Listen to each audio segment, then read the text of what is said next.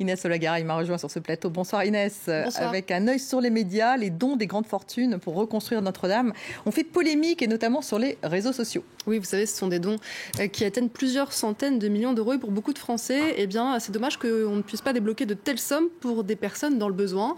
Et ils font savoir cela sur Twitter. C'est le cas notamment de l'essayiste Olivier Pourriol qui, lui, dit « Victor Hugo remercie tous les généreux donateurs prêts à sauver Notre-Dame de Paris et leur propose de faire la même chose avec les misérables, sous-entendu bien sûr les gens dans le besoin. » On a aussi la fondation de l'Abbé Pierre qui s'est exprimée. Voilà, merci pour la générosité de tous ces groupes, LVMH, Total.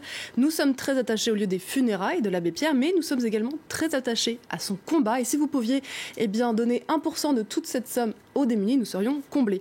Alors aussi de l'agacement du côté de la gauche, notamment chez le premier secrétaire du Parti socialiste, Olivier Faure, qui encore une fois se félicite de la formidable mobilisation pour Notre-Dame, mais qui parle aussi d'une cathédrale humaine à protéger et à sauver, celle qui est formée par toutes ces familles qui ont du mal à finir le mois.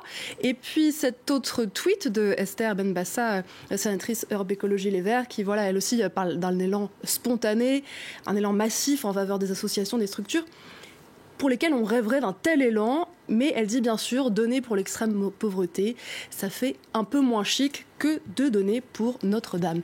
Et puis ce dessin d'Alan Barth, inspiré justement par ces centaines de millions donnés par des grands groupes, par des grandes fortunes. Vous voyez Emmanuel Macron très embêté, appuyé sur son bureau, et qui nous dit, écoutez les gars, il faut vous calmer. Moi, je dis à tout le monde qu'il faut supprimer l'ISF, sinon les riches vont partir à l'étranger, et là, vous me sortez le PIB du Mozambique.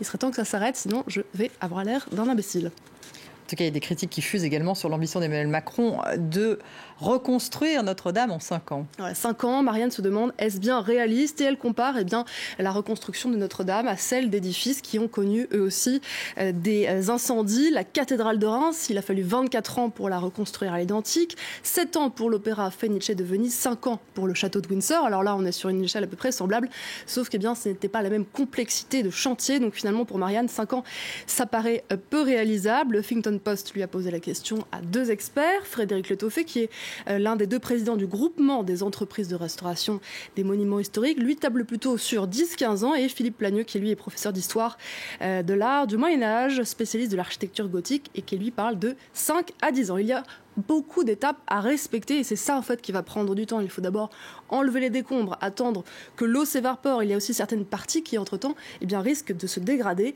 Et puis, il faut mettre en place un plan d'action. Comment reconstruire entre tradition et modernité? Cela a inspiré beaucoup de dessinateurs de presse, dont Deluc, qui se dit que si on veut reconstruire la charpente à l'identique avec des chênes centenaires, ça va être compliqué. Et on voit sur ce dessin Emmanuel Macron qui regarde un petit arbuste et qui lui dit « Toi, tu as 6 mois pour devenir un chêne centenaire ». On voit bien que cela n'a aucun sens. Et puis, sur cet autre dessin, on se demande à quoi pourrait ressembler une nouvelle façade. Alors, est-ce que les statues de la façade auraient les traits des mécènes, François Pinault, Bernard Arnault, qu'on reconnaît ici sur ce dessin. Et puis pour le Huffington Post, il était évidemment indispensable de faire une petite liste des détournements. Vous savez qu'un concours d'architecture va être lancé pour savoir par quoi on va remplacer la flèche de Notre-Dame de Paris qui s'est effondrée. Alors voyons voir ce qu'on nous propose. Peut-être une bouteille de champagne pour rendre hommage à l'un des généreux donateurs. Vous avez reconnu la bouteille de champagne de la marque Mouette. On a ici une autre supposition, c'est le Tree. Vous savez, c'est cette sculpture qui avait été très controversée. Elle avait été installée place Vendôme en 2014. Elle n'était pas restée très longtemps. Est-ce qu'elle finira au-dessus de Notre-Dame? On ne l'espère pas.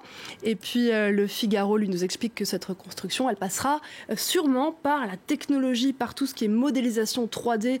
L'article nous parle notamment d'un Américain qui s'appelle Andrew Talon, qui, lui, a fait une reproduction, une modélisation en 3D qui est précise jusqu'à 5 mm près de toutes les gargouilles, de toutes les pierres, de toute la charpente. Et puis notre source un peu plus insolite d'informations pour ceux qui vont reconstruire Notre-Dame de Paris, c'est un jeu vidéo qui s'appelle Assassin's Creed. Et effectivement, les créateurs dans le jeu vidéo ont aussi fait une modélisation 3D assez précise. L'occasion pour Ubisoft de se faire un petit coup de pub et d'offrir le téléchargement du jeu vidéo sur PC pendant toute la semaine pour ceux qui voudraient s'immerger à nouveau dans Notre-Dame de Paris dans son état d'origine. Merci beaucoup Inès.